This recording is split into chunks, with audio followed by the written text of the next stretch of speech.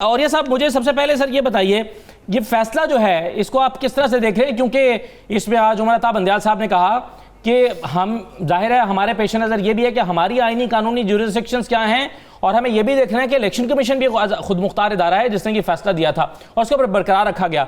अब इसमें आप इसकी इंटरप्रिटेशन धांधली की सूरत में करेंगे या एग्जैक्टली वही फैसला जो इलेक्शन कमीशन ने दिया था कि जी बदअमनी हुई थी, माहौल साजगार नहीं दिया जा सका इसलिए दोबारा इलेक्शन होगा, तो आप इंटरप्रिटेशन कैसे कर रहे हैं इसकी?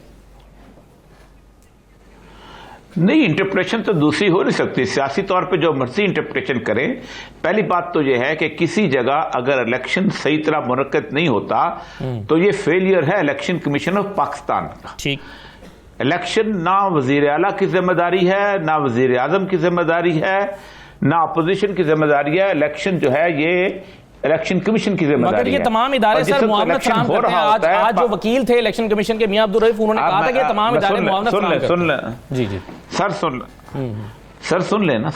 इलेक्शन कमीशन का इख्तियार है कि वो पाकिस्तान के आर्मी चीफ को भी कह सकता है कि अपनी फौज वहां भेज दो। इसका मतलब यह है कि अगर उस वक्त डस्का के अंदर फौज नहीं बुलाई गई, रेंजर्स नहीं बुलाई गई, तो एक रिलैक्सेशन हुई जिसको इलेक्शन कमीशन ने कवर कर लिया। धांधली का मामला उस वक्त प्रूव होता है जब आप जब कुछ होता है, उस वक्त जब आप कहते हैं कि धांधली हुई, हम इस इलेक्शन में फलां आदमी का हक मारा गया, हम उसको अनाउंस करते हैं कि ही इज द विनर। ये क्वेश्चन उस वक्त इलेक्शन कमीशन पार्टीजन नहीं बनता। इस वक्त चूंकि इलेक्शन कमीशन खुद अपने फेलियर के ऊपर डिसीजन दे रहा था, इसीलिए सुप्रीम कोर्ट ने यह कहा कि बुनियादी तौर पर इलेक्शन कमीशन का मामला है, तो यह फैसला इलेक्शन कमीशन ने अपने फेलियर के ऊपर मैं नहीं कह रहा हूं, इसीलिए तो उन्होंने सजाएं दी कि फलां बंदे ने हमें कॉपरेट नहीं किया, फलां बंदे ने हमें कॉपरेट नहीं किया, फलां बंदे ने हमें कॉपरेट नहीं किया। लेकिन सुबह 6 बजे से 5 बजे से लेके शाम 5 बजे तक कौन रिस्पॉन्सिबल था उस एरिया के अंदर? ठीक, रिटर्निंग ऑफिसर। रिटर्निंग ऑफिसर किसका होता है? इलेक्शन कमीशन ऑफ पाकिस्तान का। रिटर्निंग ऑफिसर ने किस वक्त फायरिंग देखी? रिटर्निंग ऑफिसर ने किस वक्त पुलिस को बुलाया? पुलिस नहीं आई तो कौन से और अदारे पाकिस्तान के अंदर मौजूद नहीं बताए गए? बुनियादी तौर पर इलेक्शन कमीशन ने इसीलिए पूरे हल्के को इलेक्शन किया है कि बुनियादी तौर पर इलेक्शन कमीशन फेलियर हुआ। बाकी जहां तक किस बात का तल्लुक है वो पॉलिटिकल बातें हैं, वो चलता है। प्योरली लीगल बात आपने पूछी, मैं प्योरली लीगल बात बताता हूं कि बेसिकली किसी भी जगह इलेक्शन का सही तौर पर कलदम basically it's a failure of election commission. और ये साहब ये जो लड़ाई झगड़ा एक दूसरे के खिलाफ सख्त किस्म की प्रेस कॉन्फ्रेंसेज हुई, बिलावल साहब ने कहा ठंडा पानी पिए, हौसला रखें, कोई लड़ाई झगड़ा नहीं है। तो ये मरियम साहबा ने उनको सिलेक्टेड किया दिया, यही कहा जाता है सियासत में। और ये साहब कोई झगड़ा नहीं है, कोई लड़ाई नहीं है, बस सीसी का उनका इजलास होगा और बिलावल साहब फैसला करेंगे, इकट्ठे चलते हैं और फिर इकट्ठे चल पड़ेंगे। वापसी का रास्ता आपको नजर आ रहा है? देखें, पाकिस्तान में हम भी रहते हैं और हमने भी धूप में बाल सफेद नहीं किए हुए। ये जो लफ्ज सीएसी बोला जाता है ना, ये एग्जिस्ट ही नहीं करता। पार्टी का लीडर होता है, वो जो कह देता है, किसी में जरूरत नहीं। इसी मुल्क में रहते हम लोग हैं। कभी आपको खामोशी से पूछ लीजिएगा, ये बहाने हैं। हमारी सीएसी की मीटिंग हो रही है, हम उसमें सोचेंगे हम ये करेंगे, वो भाई किसको बेवकूफ ना, तो सच बोला करो इस कौम के सामने। ये कोई सीएसी नहीं है। पार्टी लीडर जो फैसला करता है उसके सामने सब आमन्ना व सद्दकना। कि अगर पीपल्स पार्टी के बगैर नून लीग ने मूवमेंट चलानी होती तो पीडीएम ना बनती।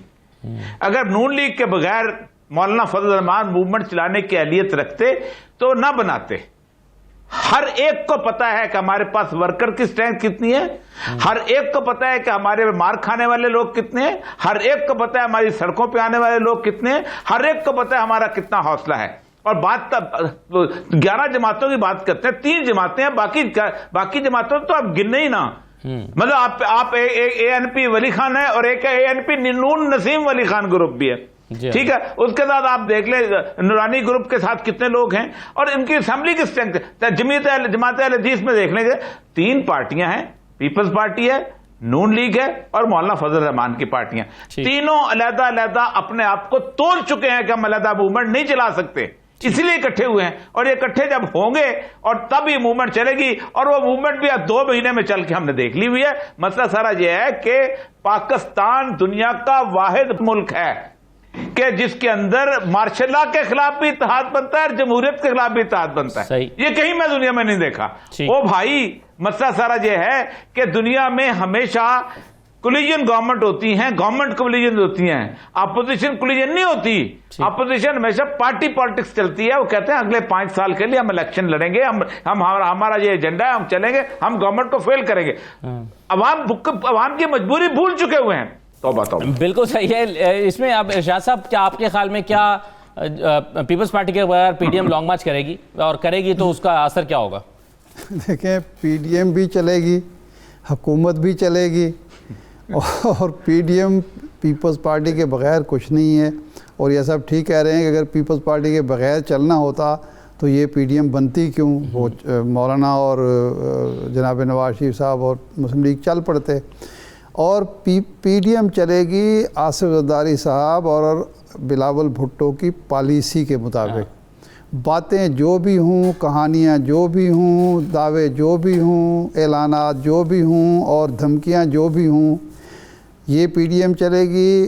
बिल्कुल पूरे 5 साल मौजूदा हुकूमत को पूरे कराए जाएंगे, और ये गुड काप और बैड काप का खेल भी मुस्लिम लीग नून में चलता रहेगा। लेकिन मेरा नहीं ख्याल कोई जो जमात है या कोई भी लीडर है वो तहरीक चलाना नहीं चाहता, वो इसका मलबा दूसरे पर डालना चाहता है। जो कुछ जरदारी साहब कह रहे हैं, जो कुछ पीपल्स पार्टी और बिलावल भुट्टो कह रहे हैं, चाहती मुस्लिम लीग नून भी वही है। मैं नवाज शरीफ साहब की बात नहीं कर रहा, मरियम, मैं मुस्लिम लीग नून की बात कर रहा हूँ। मुस्लिम लीग नून भी वही चाहती है। मुस्लिम लीग नून जो बहैसियत इज्तिमाई एक जमात है, वो ये चाहती है कि जी हमें नए इलेक्शन में नहीं जाना चाहिए। वो ये चाहती है कि यहाँ फसादात करके कोई किसी को मुदाखलत का मौका नहीं देना चाहिए। यही जमीयत उलमा इस्लाम जो है वो चाहती है, मौलाना जो भी चाहते हों। मुस्लिम लीग नून का भी कोई एमएनए 2-4 के सिवा कोई इस्तीफ़ा नहीं देना चाहता, मौलाना का भी कोई एमएनए इस्तीफ़ा नहीं चाहता। चाहते वो सब कुछ हैं जो बिलावल भुट्टो साहब और जरदारी साहब कह रहे हैं। फ़र्क सिर्फ मौलाना फजलुर रहमान चाहते हैं, उनका कोई मेंबर देना नहीं चाहता। फ़र्क सिर्फ ये है कि अखलाकी जुर्रत का मुजाहरा बिलावल भुट्टो और आसिफ जरदारी कर रहे हैं, क्योंकि उनकी मजबूरी ये है कि वो ये अखलाकी जो जुर्रत का मुजाहरा ना करें तो उनकी सिंध हुकूमत ख़तरे में पड़ती है। तो वो सिंध हुकूमत भी बचाना चाहते हैं और सिस्टम को भी बचाना चाहते हैं। ये दोनों भी वही कर चाहते हैं, लेकिन इनमें ये अखलाकी जुर्रत नहीं है कि वो ये कह सकें कि भाई जरदारी साहब आप ठीक कहते हैं। यानी अगर आपने ये सारा काम करना है तो इंतज़ार, जरदारी साहब ने जो उस मीटिंग में, जो पीडीएम की मीटिंग में बात की, उसमें कोई ढकी छुपी बात थी। उन्हें खुल के कह दिया कि जनाबे वाला, अगर तो आप इस्तीफ़े देने हैं, जेलें भरनी है, तहरीक चलानी है, तो मियाँ साहब आप वतन वापस आएँ, हम आपके साथ चलेंगे। उसका क्या मतलब था? उनको पता है कि ना नौमन तेल होगा, ना राधा नाचेगी, ना मियाँ साहब वतन वापस आएंगे, ना तहरीक चलेगी। और उसका जवाब उसका जवाब ये नहीं दिया किसी ने, ये जवाब नहीं दिया किसी ने कि जी हम तो आ रहे हैं। उन्होंने कहा नहीं जी, नहीं तो बड़ी ज्यादती है, आपने बड़ा ज़ाती हमला कर दिया। ज़ाती हमले वाली फिर तो इरशाद साहब सीईसी पीपल्स पार्टी की जो सीईसी मीटिंग और फिर उसके बाद दोबारा उनके साथ चलने की जो तवक्को है, ये तो खुद फरेबी के मुतरादिफ हो सकती है। नहीं, वो ये समझते हैं बिलावल साहब कि इनकी मजबूरी है, इन्होंने हमारे साथ चलना ही चलना है। वो सीईसी में फैसला करें कि जी हम इस्तीफे नहीं दे रहे, हम आपके साथ हैं। वो कहेंगे अच्छा जी हम आपके